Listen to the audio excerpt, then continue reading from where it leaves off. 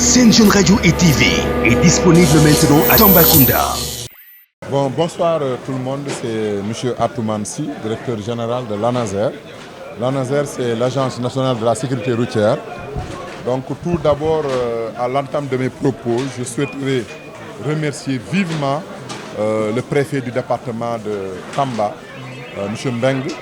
Et par mon nom, je remercie également le gouverneur de la région de Tamba par rapport à l'accueil chaleureux. Je remercie aussi le commandant urbain. Je remercie également le représentant du maire de la commune de Tamba, en l'occurrence M. Mamadou Diallo.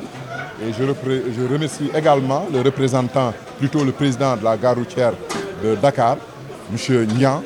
Et au-delà de ça, je remercie toute la population de Tamba par rapport à l'accueil chaleureux qu'elle nous a réservé, donc mon équipe, l'ANASER, et avec tous les techniciens et les collaborateurs qui m'ont accompagné. Bon, en fait, juste pour vous dire que nous sommes venus à Tamba, c'est dans le cadre des missions de l'ANASER.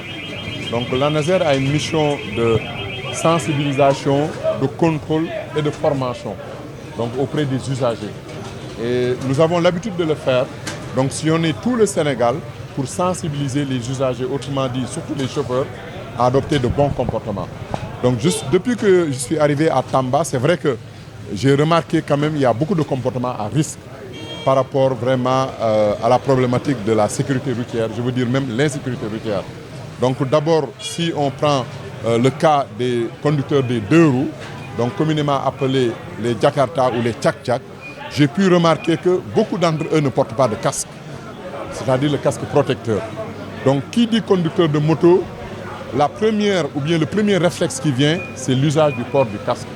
Parce que le port de casque protège, ça ce sont les données qui nous proviennent, ce sont des statistiques qui sont très bien étudiées, qui nous proviennent de l'Organisation mondiale de la santé.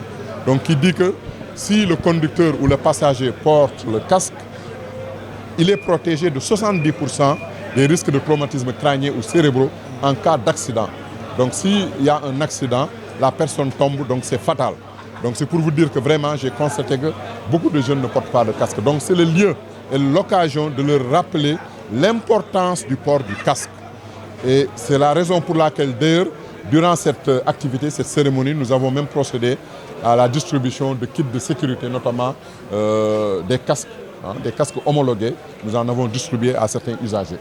Donc vraiment, c'est pour cette raison, donc nous avons cette vocation, cette mission d'appuyer nos jeunes frères.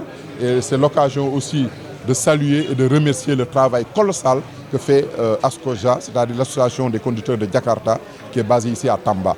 Et vraiment, qu'ils soient rassurés que nous allons les aider, donc, afin qu'ils puissent vraiment sensibiliser leurs compères par rapport à la problématique de l'insécurité routière, notamment sur l'usage du port du casque. Et surtout aussi, je ne cesse de le répéter, par rapport au surnombre de passagers.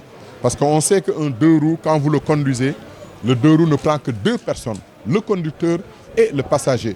Mais j'ai pu remarquer ici à Tamba, il y en a certains même qui sont à 3, voire même à 4.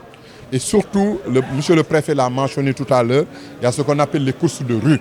Souvent, ils font des vitesses excessives, ils font des courses et ça, ce sont des comportements qui sont à bannir et que le code de la route interdit.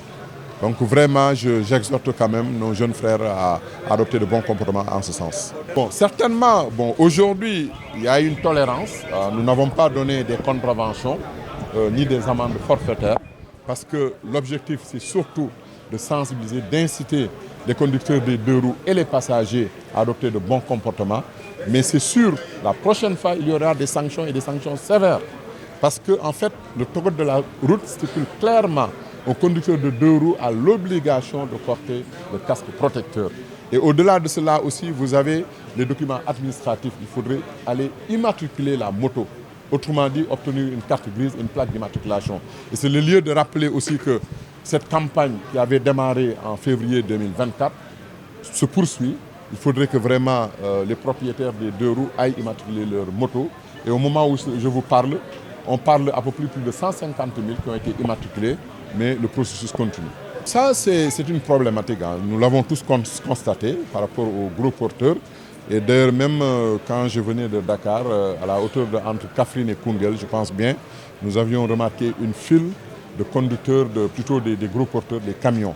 Mais ça, je vais laisser ça aux soins de mes supérieurs, donc notamment le ministre des Transports terrestres et aériens. Donc autrement dit, le gouvernement du Sénégal qui va s'en occuper. Donc je ne pourrais pas me prononcer là-dessus, mais c'est un problème qui est là. Il faut essayer de trouver des solutions. Sen Jeune Radio et TV est disponible maintenant à Tambacounda.